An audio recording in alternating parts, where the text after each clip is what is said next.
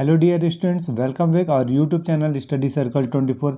Dear students, आज के video में हम बात करेंगे आपका केमिस्ट्री सब्जेक्ट का क्वेश्चन जो आपको 4 और 5 मार्क्स, ठीक है, जो क्वेश्चन पेपर में 4 और 5 मार्क्स के पूछे जाते हैं, उन्हीं सब इम्पॉर्टेंट क्वेश्चंस की बात करने वाले हैं हम। ठीक है, तो आपको आज सारे 4 और 5 नंबर वाले प्रश्नों को हम बताएंगे और उन प्रश्नों को आपको बहुत अच्छे से करना है जिससे कि आपको बहुत अच्छे मार्क्स आ सके। और हम आशा करते हैं कि आप लोगों का जो अभी तक का जो फिजिक्स और बायोलॉजी का जो मेन सब्जेक्ट का जो पेपर रहा है वो काफ़ी अच्छा गया होगा, क्योंकि अधिकांश क्वेश्चंस जो हमारे द्वारा जो मॉडल क्वेश्चन से बताया जा रहा है, इंपॉर्टेंट क्वेश्चंस वही पूछे जा रहे हैं। ठीक है, यदि आप ओवरऑल देखेंगे तो लगभग 50 से 60 के बीच में आपका सारे प्रश्न, अगर आप सारे सेट को तैयार करते हैं तो वहाँ से आपको क्वेश्चंस पूछे जा रहे हैं। ठीक है, लेकिन आपको बहुत अच्छे से तैयार करना पड़ेगा।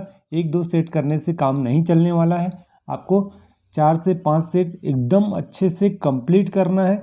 ठीक है, और साथ में आपको आप अपने परीक्षा बोर्ड से अगर आपके पास होगा तो उससे भी पढ़ना है और बहुत अच्छे से पढ़ना है। ठीक है, क्योंकि 2 नंबर वाले और 1 नंबर वाले क्वेश्चंस कुछ थोड़े बहुत डीपली भी कभी कभी पूछ दिया जाता है किसी किसी सेट में, तो आपको थोड़ा अच्छे से तैयारी करना है। ठीक है, और अब आपका लास्ट पेपर बचा हुआ केमिस्ट्री, कुछ ज़्यादा ही दिनों का गैप जरूर है, लेकिन आप इस जो गैप दिन बचा हुआ है, जो आपके पास काफ़ी समय मिल रहा है, लगभग अभी आपके पास 10 से 12 दिन का समय मिलेगा। ठीक है, 11 तारीख के बाद फिर आपके पास सीधा सीधा 11 से 12 दिन का समय मिल रहा है, तो आप उस 12 दिन में 12 डेज़ में आपको अच्छे से पढ़ाई करना है। आप एक टारगेट लेके चलिए कि 3 डेज़ में आपको कंप्लीट करके दिन अगेन आपको रिवीजन करना है। ठीक है, रिवीजन पे आप ज़्यादा फोकस करिए, बहुत बार बार आप रिवीजन करिए। ठीक है, तो चलिए हम वीडियो में बात करेंगे 4 और 5 नंबर वाले सारे इंपॉर्टेंट प्रश्नों को। तो चलिए स्टार्ट करते हैं। आप देख सकते हैं यहाँ पास पहला प्रश्न है आपके पास कि क्रिस्टल जालक एवं एकक सेल का समझाइए। ठीक है, जो क्रिस्टल जालक है उसे आपको समझाना है, उसके एकक सेल को भी आपको बताना है। नेक्स्ट अगला इसी में प्रश्न मिलेगा कि समझाइए कि अंतः केंद्रित या फिर केंद्रीय घनीय संरचना के यूनिट सेल में 2 परमाणु होते हैं। ओके, तो आप इसका आंसर लिखेंगे। चलिए मैं आपको आंसर भी इसका दिखा देता हूँ।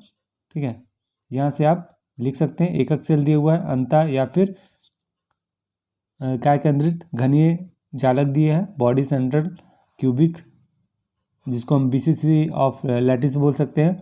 फिर है यूनिट सेल में कणों की संख्या, है ना, और ये इसका फॉर्मूला है, तो फॉर्मूले को आप अच्छे से कर लीजिएगा।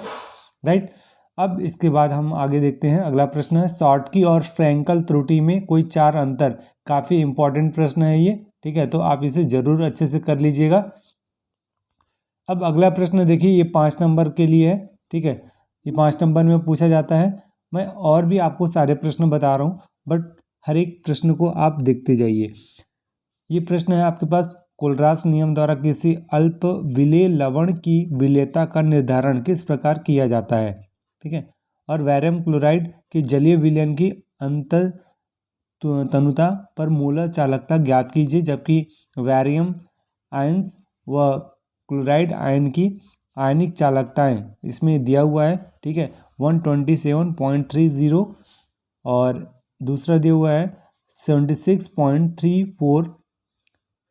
ओके, तो इतना दिया हुआ है, इसका आप आगे सॉल्यूशन करेंगे। ठीक है, तो देख सकते हैं इसका आंसर आपको यहाँ से मिल जाएगा। और यदि आप इसका पीडीएफ चाहते हैं तो आप हमारे टेलीग्राम चैनल से इसका पीडीएफ भी प्राप्त कर सकते हैं। ओके, नेक्स्ट क्वेश्चन देख लीजिए आप। यहाँ पास 25वां नंबर का जो प्रश्न है, कारण देते हुए आपको स्पष्ट करना है कि संक्रमण धातुएं तथा उनके अधिकांश यौगिक अनुचुंबकीय हैं, और संक्रमण धातुओं की जो कथन है वो किस प्रकार से होनी चाहिए वो आपको बताना है यहाँ पास। ठीक है, तो इस प्रकार से आप बता सकते हैं कि संक्रमण धातुओं की कर्ण एंथैल्पी के मान उच्च होते हैं। और दूसरा प्रश्न इसी में बनता है कि संक्रमण धातुएं सामान्यतः रंगीन यौगिक बनाती हैं, क्यों। ठीक है, रंगीन यौगिक बनाती हैं, इसका आपको कारण लिखना है। फिर अगला प्रश्न देख लीजिए, आक्सीकारक और अपचायक किसे कहते हैं। काफ़ी इंपॉर्टेंट प्रश्न बन जाता है ये। और विशिष्ट चालकता तुल्यांक चालकता और आणविक चालकता पर तन्यता का क्या प्रभाव है। ठीक है, ये भी आपका इम्पोर्टेंट प्रश्न है, राइट। और इसके साथ ही आप क्या करेंगे कि जो आपका 2019, ठीक है, मैंने पिछले वीडियो में भी बताया था 2019, 20 और 21 के जो क्वेश्चंस पेपर हैं आप उसे बहुत अच्छी तरह से कंप्लीट कर लीजिए, क्योंकि 19-20 के मैक्सिमम क्वेश्चंस कुछ रिपीट हो रहे हैं और साथ में 21 के भी 1 से 2 क्वेश्चंस रिपीट हो जा रहे हैं किसी किसी सेट में। ठीक है, तो आप उसे ज़रूर अच्छे से कर लें। अब अगला देखिए, लेंथेनाइट क्या है और उनको प्रत्येक करना क्यों कठिन है, समझाइए। ठीक है, और डियर स्टूडेंट्स, मैं आपको बता दूं, आपको सारे क्वेश्चंस को अटेम्प्ट करने हैं, क्योंकि आपको क्वेश्चंस अटेम्प्ट करने के भी नंबर मिलते हैं, लेकिन बशर्ते आप उसके बारे में कुछ 3 से 4 लाइन लिखने की कोशिश कीजिए। अगला प्रश्न देखिए, निम्न अभिक्रियाओं को समझाना है। पार्किन अभिक्रिया, सिमट अभिक्रिया और गाटरमान एल्डिहाइड संश्लेषण। ये जो तीनों प्रश्न हैं ये काफ़ी इंपॉर्टेंट हैं, तो आप इसे बहुत अच्छे से करिएगा। ठीक है, क्योंकि ये ऐसे प्रश्न डेफिनेटली हर साल पूछे जाते हैं। ठीक है, नेक्स्ट क्वेश्चन देख लीजिए आप। क्या होता है जब केवल आपको रासायनिक समीकरण से समझाना है, यानी आपको केवल सिर्फ और सिर्फ केमिकल रिएक्शन यहाँ पर इंडिकेट करना है। ठीक है, तो प्रश्न है आपके पास, एसीटोन पर सोडियम हाइड्रोक्साइड और आयोडाइड की क्रिया कराई जाती है। नेक्स्ट है, सोडियम एसीटेट की क्रिया सोडा लाइम से की जाती है। तो नेक्स्ट देख लीजिए, एसिटाल्डिहाइड का जिंक अमलगम और हाइड्रोजन क्लोराइड की उपस्थिति में अपचयन कराया जाता है। तो इसी प्रकार से 2 और हैं, उसे भी आपको अच्छे से कंप्लीट करना है। तो इस प्रकार से आप सारे प्रश्नों को यहाँ से अच्छी तरह से कंप्लीट करेंगे। यहाँ से देख सकते हैं आपके पास अगला क्वेश्चन है, एकक कोष्टिका का घनत्व कैसे ज्ञात करते हैं, इसे आपको स्पष्ट करके बताना है। नेक्स्ट है, एफ केंद्र किसे कहते हैं। फिर अगला प्रश्न अगर आप देखें तो कोलरास नियम लिखते हुए इसके 2 अनुप्रयोग आपको लिखना है। ठीक है, कोलरास का नियम लिख दीजिए और उसके बाद उसके 2 यूजेस आपको लिखना है। डियर स्टूडेंट्स, यदि आप आगे की पढ़ाई के लिए या फिर आप किसी भी कंपटीशन एग्जाम की आगे तैयारी करनी चाहते हैं तो आप हमारे चैनल के साथ जुड़े रहिए। आगे हम PPSTA पॉलिटेक्निकल के लिए भी जो हम क्वेश्चन आपके लिए अवेलेबल कराएंगे और हम साथ में आपको सारी चीज़ें बताएंगे और क्लासेस भी उसकी रेगुलर लगाई जाएगी। हमारे चैनल पर लगातार उसके क्लासेस भी कंडक्ट किए जाएंगे। ठीक है, फिजिक्स और मैथमेटिक्स के क्लासेस आपको अपडेट मिलते रहेंगे उसके, तो आप चैनल के साथ ज़रूर बने रहें।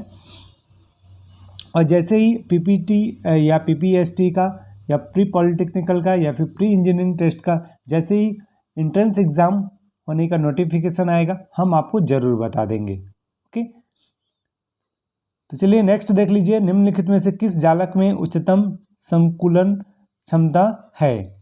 डियर स्टूडेंट्स, हम आपको ये भी बता दें, जो भी मैथमेटिक्स के स्टूडेंट हैं और जो JEE का फॉर्म भरना चाहते हैं तो वो फॉर्म फिल कर सकते हैं, क्योंकि JEE का जो एप्लीकेशन है वो अवेलेबल है आपकी वेबसाइट पर। तो आप वहाँ अगर फिल करना चाहते हैं, आप भी एग्ज़ाम दिलाना चाहते हैं JEE का, ज्वाइंट इंजीनियरिंग एंट्रेंस एग्जामिनेशन का, तो आप फॉर्म फिल कर सकते हैं और अपनी तैयारी कर सकते हैं। ठीक है, और इससे रिलेटेड यदि आपको कोई भी डाउट होता है, JEE से रिलेटेड कोई जानकारी चाहिए, तो आप हमें बेशक कमेंट करके हमसे पूछ सकते हैं, या फिर इसके अलावा आपको किसी भी कंपटीशन एग्ज़ाम की तैयारी के बारे में जानना हो तो आप हमें कमेंट करके पूछ सकते हैं कमेंट सेक्शन के माध्यम से। ओके, हम उसके बारे में आपको डिटेल से बता देंगे। नेक्स्ट देख लीजिए कि अब निम्नलिखित में से किस जालक में उच्चतम संकोचन क्षमता है। तो सरल घनीय है, अंतःकेंद्रित घन और षटकोणीय निम्नलिखित संकलित जालक और क्रिस्टल जालक में समन्वय संख्या में से क्या तात्पर्य है, इसे आप अच्छे से कंप्लीट करें। ठीक है, डियर स्टूडेंट्स, आपको सारे क्वेश्चंस हम आपको बता रहे हैं, तो आपको कम से कम इस पूरे मॉडल सेट या फिर इन इम्पॉर्टेंट क्वेश्चंस को अच्छे से तैयारी करके आपको एग्ज़ाम में जाना है, और इस वीडियो को आपको अपने दोस्तों को भी शेयर करना है, जिससे कि आपके साथ साथ आप सभी के दोस्तों की हेल्प हो सके। अगला देख लीजिए,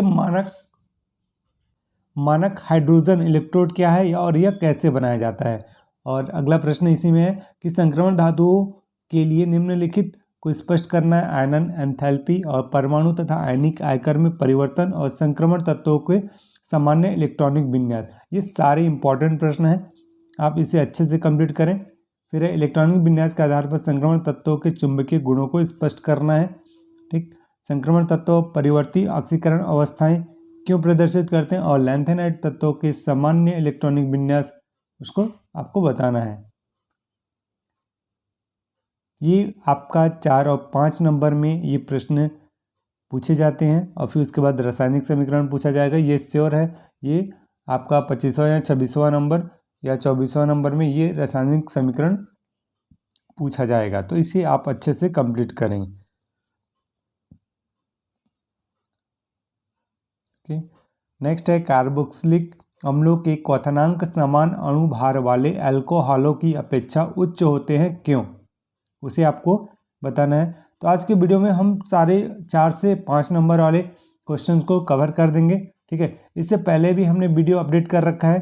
ठीक, तो उसमें आप देख सकते हैं, उसमें आपको सारे क्वेश्चंस मिल जाएंगे। और इसके बाद यदि आपको सिर्फ और सिर्फ 3 नंबर वाले क्वेश्चन चाहिए तो आप वीडियो के कमेंट सेक्शन में कमेंट करके आप हमें ज़रूर बताइएगा। तो अगला वीडियो जो है वो 3 नंबर के क्वेश्चंस की सीरीज आप लोगों के लिए प्रोवाइड कर दिया जाएगा।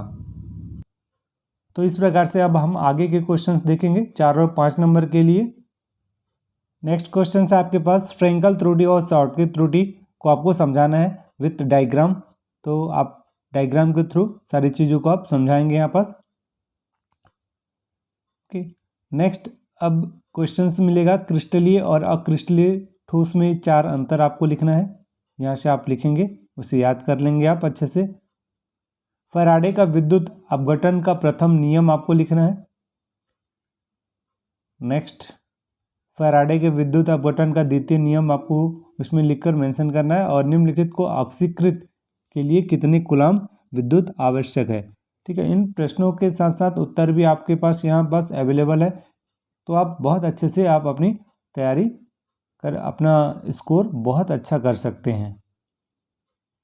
और रही बात अगर इस बार कॉपी कैसे चेक होगी, किस प्रकार से इजी चेक होगा या फिर हार्ड चेक होगा, तो उसका टेंशन बिल्कुल नहीं लेना है आपको। आपको अपना क्वेश्चंस पेपर जो आपके पास आएंगे और आपको कॉपी में आंसर शीट में बहुत अच्छे से लिखना है, बाकी का टेंशन छोड़ दीजिए आप। हाँ, लेकिन एक चीज़ ज़रूर ध्यान रखिएगा, आपको सारे प्रश्नों के उत्तर आपको लिखने के प्रयास करने हैं। ठीक है, एक भी नहीं छोड़ना है।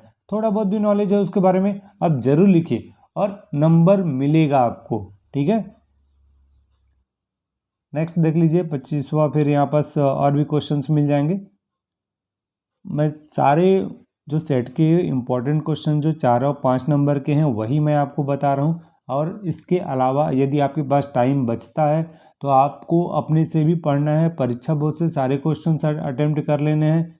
ठीक है, वहाँ से आप अच्छे से तैयारी कर लीजिए, क्योंकि आपके पास 12 दिन का लगभग समय है, भरपूर समय है, 12 से 13 दिन का समय है, तो बहुत अच्छे से आप तैयारी कर सकते हैं।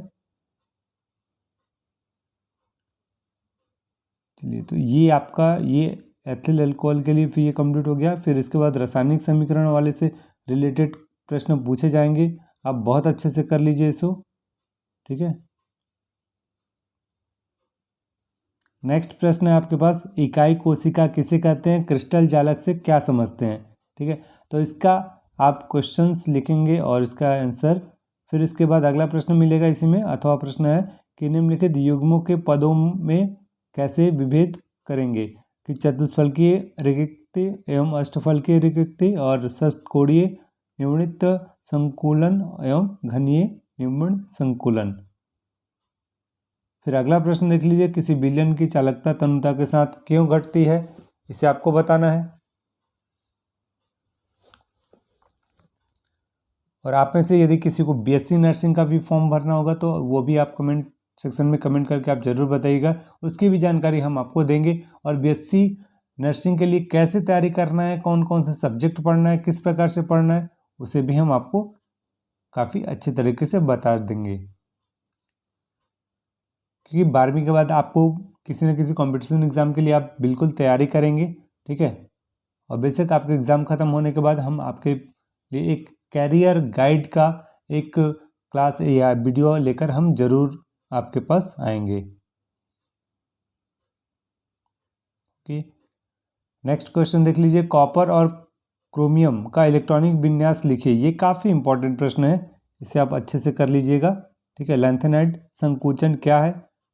संक्रमण धातुओं के लिए परिवर्ती ऑक्सीकरण अथवा अवस्था को स्पष्ट करना है। ठीक है, 4D एवं 5D तत्वों की परमाणु त्रिज्या समान होती हैं, क्यों? इसे बताना है। क्रोमियम और कॉपर के इलेक्ट्रॉनिक विन्यास असामान्य होते हैं, क्यों? इसे बताना है आपको। नेक्स्ट अगला प्रश्न है, देख लीजिए। तो सारे प्रश्नों को आप अच्छे से तैयार कर लीजिएगा। ठीक है, और यदि इससे रिलेटेड आपको कोई भी डाउट होता है तो आप हमसे कमेंट सेक्शन के माध्यम से आप हमसे पूछ सकते हैं।